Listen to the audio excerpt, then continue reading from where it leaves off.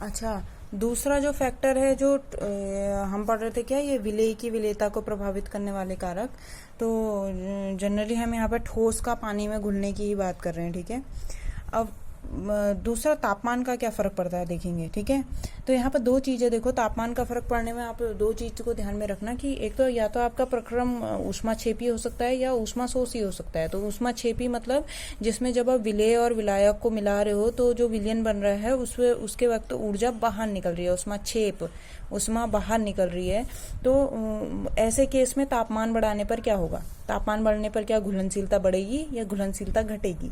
तो ये ध्यान में रखो, जैसे आपने क्लास 11th में लासातेलिए का नियम पढ़ा है। लासातेलिए का नियम ये कहता था कि अगर कोई प्रक्रम में ऊष्मा बाहर निकल रही है, यानी कि वो ऑलरेडी बाहर को ऊष्मा दे रहा है, एक्स्ट्रा ऊष्मा को बाहर निकल रहा है, तो आप जब अगर उसको हीट दोगे तो हीट देने पर जो अभिक्रिया है वो उल्टी दिशा में बढ़ने लगेगी। तो सेम प्रक्रम यहाँ पर भी होगा। देखो कि अगर कोई विलेय और विलायक को मिलाने पर ऑलरेडी ऊर्जा बाहर निकल रही है, ठीक है, ऑलरेडी आपका बर्तन जो है गर्म हो जाता है जब आप विलेय और विलायक को मिलाते हो किसी प्रकार के, और वो प्रक्रम जो है ऊष्माक्षेपी है, ऊष्मा बाहर निकाल रहा है और आपका बर्तन गर्म हो जाता है। तो क्या होगा, जब आप वो बेचारा पहले ऑलरेडी अपनी एक्स्ट्रा ऊष्मा को बाहर निकाल रहा है और जबरदस्ती आप उसे गर्म करोगे तो ये उसके लिए सही बात नहीं होगी। क्यों? क्योंकि वो तो अपनी एक्स्ट्रा ऊष्मा को ऑलरेडी बाहर निकाल रहा है ना, और आप उसे जबरदस्ती ऊष्मा दे रहे हो, तो इस केस में घुलनशीलता कम हो जाएगी, ये ध्यान में रखना। तो अगर प्रक्रम ऊष्माक्षेपी है तो ताप बढ़ाने पर घुलनशीलता कम हो जाएगी, ठीक। वहीं ऊष्माशोषी प्रक्रम में क्या होता है, देखो ऊष्माशोषी मतलब ऊष्मा का शोषण करने वाला, यानी कि विलेय और विलायक को मिलाने पर जो विलयन बनता है वो विलयन ऊष्मा को अवशोषित कर रहा है, बाहर से ऊष्मा को अवशोषित कर रहा है, तो यानी कि उसको टेम्परेचर की जरूरत है। तो यहाँ पर सिंपल, यहाँ पर ताप बढ़ाना सही रहेगा और ताप बढ़ाने पर घुलनशीलता बढ़ जाएगी। तो यह है तापमान का फैक्टर दो प्रक्रम में, ऊष्माक्षेपी और ऊष्माशोषी में। अब है प्रेशर का इफेक्ट। तो ध्यान में रखना कि ठोस की द्रव में विलेयता है, जब किसी ठोस को आप द्रव में घोलते हो तो उसमें शायद प्रेशर का ऐसा कोई प्रभाव नहीं पड़ता है, ठीक है। अब हम दूसरा हेडिंग पढ़ रहे हैं, द्रव की द्रव में विलेयता, यानी कि जब आप दो लिक्विड को मिलाते हो तो उनकी विलेयता पर क्या विलेयता कैसी होती है। तो यहाँ पर अभी आपको फिलहाल खाली कुछ एग्जाम्पल पढ़ लेने हैं, जैसे कि कुछ जो द्रव हैं वो कुछ द्रव में घुल जाते हैं, ऐसा आपने देखा है, जैसे कि अल्कोहल जो है वो पानी में घुल जाता है ना, ये तो सबको मालूम है, अल्कोहल पानी में घुल जाता है। तो कोई द्रव में विलेय होते हैं। बेंजीन जो है वो CCl4 में घुल जाता है, बेंजीन कार्बन टेट्राक्लोराइड में घुल जाता है, ठीक है। वहीं कुछ लिक्विड जो है जैसे ईथर है, ईथर जो है वो पानी में नहीं घुल पाता, फिनॉल जो है वो पानी में नहीं घुल पाता। तो यहाँ पे ये ध्यान में रखना है कि हर लिक्विड में घुलनशील हो ऐसा जरूरी नहीं है। कोई एक जो लिक्विड होता है, निश्चित लिक्विड ही निश्चित लिक्विड में विलेय होता है, इस बात को ध्यान में रखेंगे। अब है गैसों की द्रव में विलेयता। गैस को पानी में घोलना है भाई, यानी कि लिक्विड में घोलना है। तो गैस को जब आप किसी लिक्विड में घोलते हो तो वो घुलनशीलता को दिखाने के लिए यहाँ पे एक शब्द का यूज किया जाता है, वो है अवशोषण गुणांक, ठीक है। यानी कि किसी गैस की विलायक में विलेयता को किससे दर्शाया जाता है अवशोषण गुणांक से, ए से, ठीक है। अब यहाँ पे सिंपल प्रभावित करने वाले कारकों को ध्यान में रखो आप। गैस व विलायक की प्रकृति, तो यहाँ पर फिर से वही फंडा है। देखो अगर आपकी गैस जो है वो ध्रुवी है, जैसे कि अमोनिया है वो ध्रुवी होता है, SO2 है सल्फर डाइऑक्साइड वो ध्रुवी है, HCl है वो ध्रुवी है, ठीक है। तो ध्रुवता का पता कैसे चलता है आपको मालूम है क्या? ध्रुवता का पता चलता है कि अगर जो भी आपका यौगिक हो उनमें दो परमाणुओं के बीच में विद्युत ऋणात्मकता का अंतर है, तो एक में पार्शियली पॉजिटिव आवेश आएगा, एक में पार्शियली नेगेटिव आवेश आ जाएगा, यानी कि वो पूरा का पूरा अणु जो है वो ध्रुवी है, ठीक है। तो यहाँ पर भी सेम है, देखो नाइट्रोजन और हाइड्रोजन की विद्युत ऋणात्मकता में काफी अंतर है तो ये ध्रुवी होएगा। ऐसी सल्फर और ऑक्सीजन में अंतर है तो ये ध्रुवी है, HCl भी ध्रुवी है। तो ध्रुवी जो गैसें होती हैं वो ध्रुवी विलायक यानी कि जो कि पानी है उसमें घुल जाएंगी, ठीक है।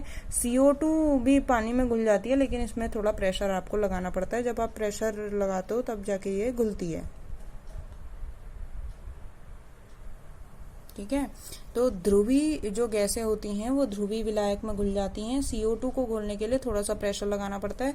ऐसी अगर गैसें अध्रुवी हों, देखो आपके पास अगर ये H2 है, H2 में हाइड्रोजन और हाइड्रोजन की दोनों की विद्युत ऋणात्मकता में कोई अंतर नहीं है, तो किसी पर पार्शियली पॉजिटिव चार्ज नहीं, किसी पर पार्शियली नेगेटिव चार्ज नहीं, तो ये अध्रुवी गैस है। N2 भी अध्रुवी है, CH4 भी अध्रुवी है, C2H6 भी अध्रुवी गैसें हैं। तो ये अध्रुवी गैसें आप पानी में नहीं घुलेंगी, क्यों? क्योंकि पानी ध्रुवीय है ना। तो जो अध्रुवीय गैसें होती हैं वो अध्रुवीय विलायक में घुलनशील होती हैं, ठीक है। तो यहाँ पर कोई अध्रुवीय विलायक हमको लेना पड़ेगा, वही सिंपल मैं जैसे बता रही हूँ बेंजीन या कार्बन टेट्राक्लोराइड, उसमें ये घुलनशील होंगी इजीली, ठीक हो गया। नेक्स्ट है ताप का प्रभाव। अब देखो आप किसी गैस को लिक्विड में घोल रहे हो, गैस जो है ताप बढ़ाने पर गैस के अणु तो और ज्यादा दूर दूर चले जाते हैं। तो सिंपल सा फैक्ट है कि आप गैस को जब पानी किसी लिक्विड में घोल रहे हो तो ताप बढ़ाओगे तो गैस के अणु दूर दूर जाने का प्रयास करेंगे और वो लिक्विड की सतह से बाहर चले जाएंगे, यानी कि उनकी घुलनशीलता कम हो जाएगी। तो ताप बढ़ाने पर कोई गैस की घुलनशीलता घट जाती है, इसको ध्यान में रखेंगे। सिंपल फैक्ट समझ रहे हैं ना कि आप गैस के अणु जो होते हैं उनको अगर आप टेम्परेचर दोगे तो ये दूर दूर भागेंगे, ठीक है। ऐसे ही आप किसी लिक्विड में ये गैस को घोल रहे हो तो जो गैस के अणु हैं उनकी एनर्जी कम होनी चाहिए ताकि वो घुलें, दूर ना जाएं। अब आप उसको गर्म कर रहे हो तो ये गैस के अणु क्या हो जाएंगे, द्रव की सतह को छोड़कर बाहर चले जाएंगे, तो घुलनशीलता कम हो जाएगी। तो ताप बढ़ाने पर गैस की घुलनशीलता घट जाती है। अब प्रेशर का क्या प्रभाव पड़ता है देखेंगे। प्रेशर का प्रभाव कि माना कि यहाँ पे आप एक बर्तन देख रहे हैं, ये बर्तन, ठीक है। ये बर्तन में आप देख रहे हैं ये ऊपर से हमने पिस्टन लगा हुआ है, पिस्टन यानी कि जो प्रेशर डाल रहा है, और ये गैस के अणु है और यहाँ पानी है। तो जब प्रेशर आपने कम लगाया हुआ है तो कुछ गैस के अणु द्रव की सतह पर अवशोषित हैं, यानी कि घुले हुए हैं। कुछ गैस के अणु द्रव की सतह पर घुले हुए हैं और यहाँ पे जो गैस के अणु द्रव में घुले हैं और यहाँ जो ये हवा में गैस के अणु हैं, इनके बीच में एक साम्यावस्था है। साम्यावस्था का मतलब जितने गैस के अणु द्रव की सतह छोड़ के यहाँ जा रहे हैं उतने ही गैस के अणु यहाँ से यहाँ आ रहे हैं। तो यानी कि इनके बीच में एक साम्यावस्था बनी हुई है और थोड़ी बहुत गैस जो है वो पानी में घुली हुई है।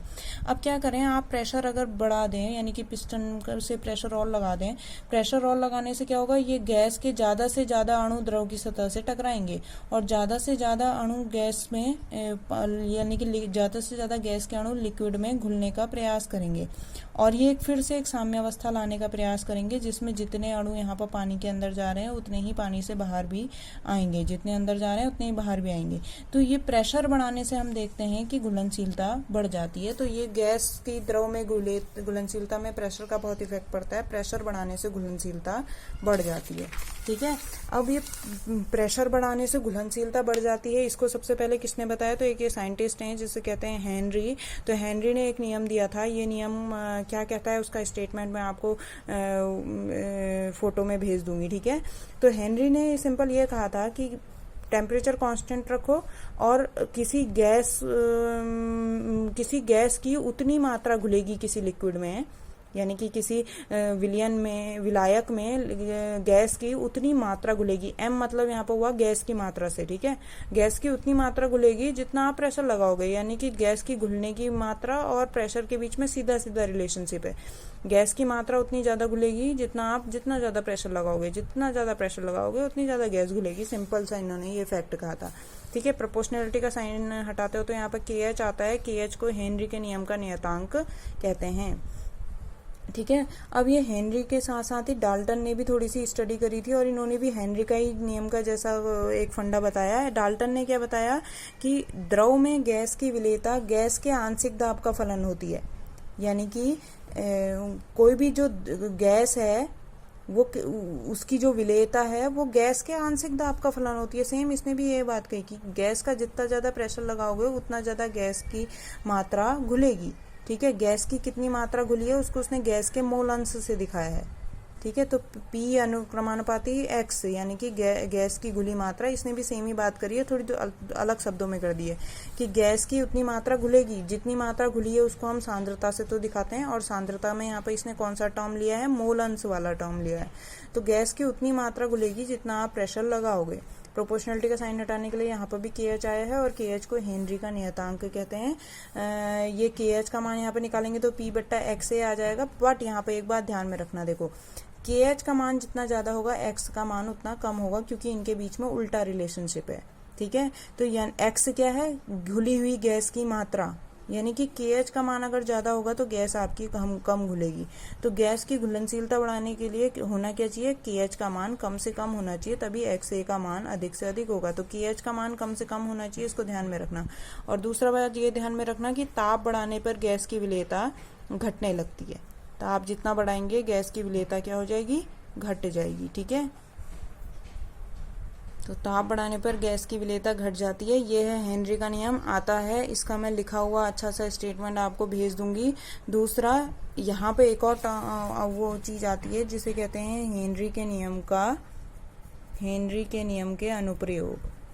हेनरी के नियम के अनुप्रयोग यानी कि हेनरी का नियम कहाँ कहाँ उपयोग में लाया जाता है, उसके मैं आपको नोट्स भेज दूंगी। आप पहले पढ़ेंगे, नहीं समझ में आएगा तो मुझसे पूछेंगे। ठीक है, हेनरी के नियम के अनुप्रयोग एग्जाम में बहुत बार आए हैं।